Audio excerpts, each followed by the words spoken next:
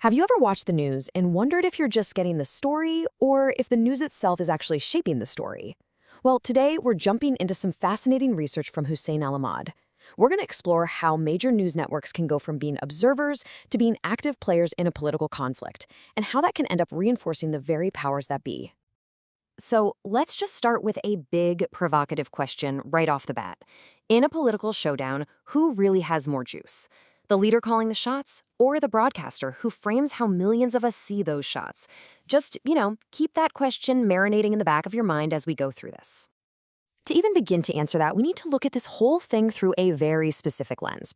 It's a concept from media studies that really gets to the heart of this power dynamic. It's called the theory of mediatization.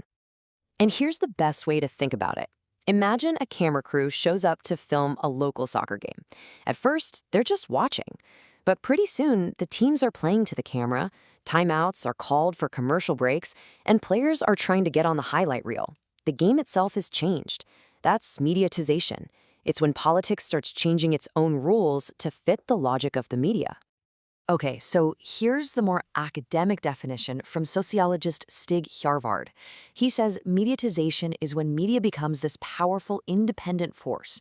And the really crucial part is that other institutions, like the government, have to start bending to fit the media's needs, its deadlines, its style, not the other way around. Researcher Jesper Stromback actually breaks this whole process down into 4 phases. Step 1. We all start getting our political info mainly from the media. Step 2, the media starts to cut the strings, gaining independence from direct political puppeteering. Step 3, and this is a huge one, politicians figure out, hey, if I want to get my message out, I have to play the media's game. And finally, step 4, it gets so ingrained that politicians start thinking like TV producers themselves, making policy decisions based on how it will play on the evening news.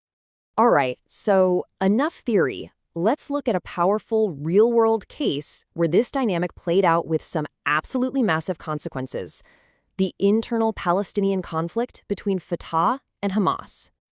Now, this split didn't just happen overnight. The fuse was lit back in 2000 when the peace process fell apart. In the chaos that followed, Hamas started gaining ground, partly by providing social services people desperately needed. Then came the big shocker in 2006. Hamas wins the election. Fatah refuses to join a unity government, and things just escalate until by June 2007, the split becomes a violent reality, with Hamas in control of Gaza. And just to give you a sense of how massive this division was, look at this number. We're talking about Fatah and Hamas together, making up nearly 90% of the Palestinian Legislative Council. This wasn't some fringe argument. This was a crack right down the center of Palestinian political life. So you've got these 2 major factions, right? On one side, there's Fatah, the old guard, the dominant secular party that had been leading the peace process for years. And on the other, you have Hamas, an Islamist movement that came to power in a democratic election, totally upending that established order. But here's the thing. This fight wasn't just happening in government buildings and on the streets. A huge part of it was being fought very publicly, over the airwaves, by 2 media behemoths who weren't just covering the story. They were in the story. So let's meet our media players. You've got Al Jazeera, which is sponsored by Qatar, and Arabiya, which is backed by Saudi Arabia. And as you can see, their biases weren't exactly a secret. Al Jazeera's alignment was with the camp that included Hamas, while Arabiya was squarely on the side of Fatah and the Palestinian Authority. So let's be really clear about this. These were not neutral observers with cameras. For all intents and purposes, they were acting as media arms of their state sponsors' foreign policies. They had skin in the game, and they were using their incredible reach to push their own side's agenda. Okay, so how did they actually do it? How do you go from simply reporting what's happening to actively manufacturing a narrative? Well, it comes down to some really powerful and sometimes subtle techniques. The number one tool in the toolkit is something called framing. Robert Ettman defined it perfectly here. It's basically choosing what to shine a spotlight on. By picking certain details and ignoring others, a news story can tell you who the good guys are, who's to blame, and what the right solution is, all without you even realizing it. And you don't just have to take my word for it. Here's a quote from a media insider that lays the whole strategy bare. Basically, if the other side's sponsor tries to broker a peace deal, your job as a news channel is to poke holes in it and say it'll never work. But if your guy is leading the charge, well, then it's the greatest diplomatic achievement of the century. And you can see this in action perfectly with these two examples. When Qatar sponsored the Doha Agreement, Al Jazeera was all over it, framing it as this huge success. But go back a few years to when Saudi Arabia sponsored the Mecca Agreement, suddenly it was Al Arabiya's turn to be the cheerleader. It's almost a perfect mirror image, reflecting exactly what their state sponsors wanted. And it wasn't just framing.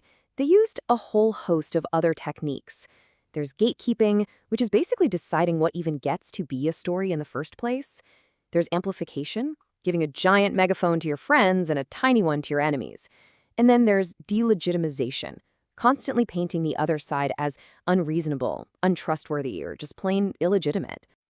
So let's pull back for a second. What's the bigger picture here? What does all this media maneuvering tell us about power and control in the region?